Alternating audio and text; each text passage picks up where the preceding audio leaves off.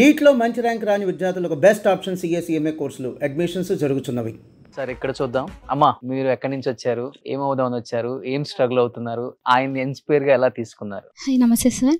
నా పేరు చందుశ్రీ. నేను తిరుపతి నుంచి వచ్చాను. చిన్న ప్రోగ్రామ్స్లలో పాడుతూ ఉండేదాన్ని.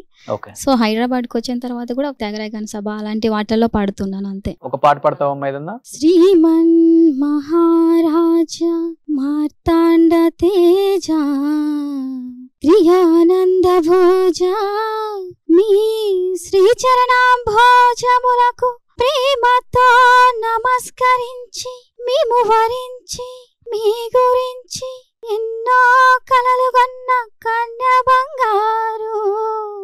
సూపర్. ఎక్స్ప్రెషన్ డెఫినెట్ బాగుంది. మీ పాడే దాంట్లో ఒక చిన్న బిరుకుంది, దాని నుంచి బయటకు వస్తే there is every chance.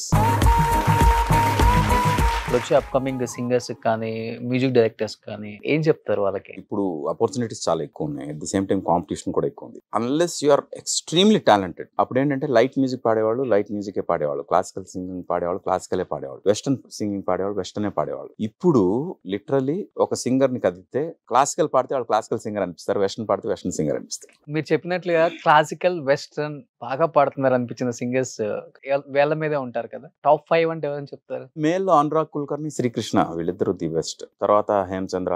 Okay. Female singers లోకి వచ్చేసరికి సాహితీ చాగంటి అని, అలాగే లిప్సికా అని ఒక సింగర్ ఉంది. అమ్మాయి లైట్ మ్యూజిక్ ఎంత గొప్పగా పాడుతుందో క్లాసికల్ ఎంత గొప్ప పాడుతుంది, at the same time western classical కూడా అంతే. అమ్మాయి ఇంగ్లీష్ లో పాడితే అమ్మాయి ఇంగ్లీష్ సింగరే అనుకుంటారు. ఇలా చెప్పుకుంటూ పోతే చాలా మంది పేర్లు చెప్పాలండి.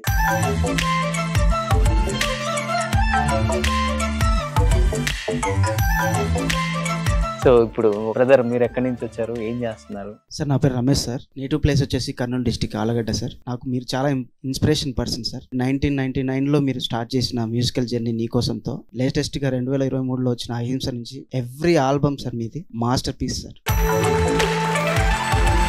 ఒక సాంగ్ పర్టికులర్ గా చెప్పాలంటే శ్రీను వాసంతి మూవీలో వాన వాన వాన నీలాకాశంలోన నీతో చిందేసి ఆడనా, ఆ సాంగ్ నాకు చాలా అంటే చాలా ఇష్టం సార్. ఇళయరాజా మ్యూజిక్ కంపోజిషన్ లో ఒక సాంగ్ పాడారు, ఆ సాంగ్ అయితే నాకు చాలా అంటే చాలా ఇష్టం సార్. ఆ సాంగ్ డోంట్ మైండ్, మీరు పర్మిషన్ ఇస్తే నేను ఆ సాంగ్ ఒకసారి పాడతాను. తుళ్ళుతున్న చిన్ని సెలయేరు గుండెలోన పొంగి పొలమారు అల్లుకున్న ఈ బంధమంతా వెళ్ళువైనది లోకిలంతా పట్టడన్నమిచ్చి పులకించే నేల తల్లి వంటి మనసల్లే కొందరికే హృదయముంది, మీ కొరకే లోకముంది, నీకు తోడు ఎవరంటూ లేరు, గతములో నేడు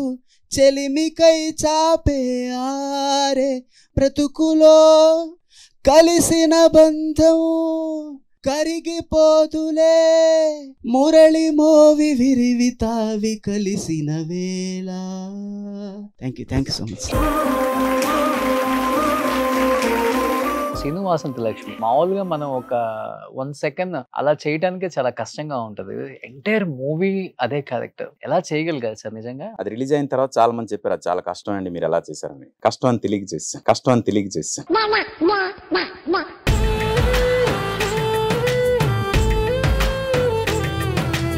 సార్ ఒక్కసారి అలా పెట్టరా ప్లీజ్.